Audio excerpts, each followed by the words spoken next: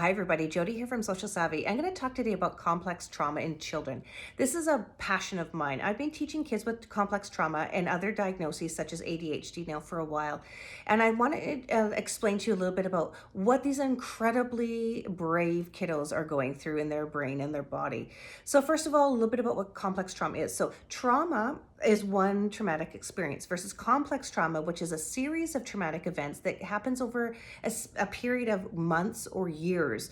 So it's very pervasive, very severe, and very long lasting. So I'm talking about things like neglect, bullying, forced separation, sexual abuse, mental abuse, physical abuse, emotional abuse, and witnessing substance abuse in the home, domestic violence. So those types of things are things that these kiddos will have a traumatic response to. Now, traumatic responses, those are the way that those kids cope with those traumatic events. And it comes out in one of four ways: fight, flight, freeze, or fawn. So those are the four responses that our kiddos will exhibit. And there, along with those, is that there's actually a physical response that occurs in our body during this whole traumatic experience. So during the trauma event, our limbic system kicks in and it increases our cortisol level and other stress hormones in our body, in our brains. And that kicks us in then to that fight, flight, freeze, or fawn state.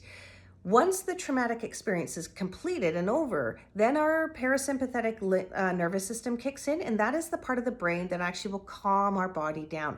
So what occurs is that for these complex trauma cases, these kids are in such a continual state of trauma that the parasympathetic nervous system takes so much longer to kick in because the cortisol levels remain so high. So they're constantly sitting in this fight, flight, freeze, or fawn state. So as you can tell, this is going to be really challenging for kiddos' brains and bodies if they're constantly in one of these four states. So I hope this gives you a little background on what complex trauma is. Next episode, I'm going to talk about what the behaviors can look like and a few of the ideas of how we can actually support these kiddos.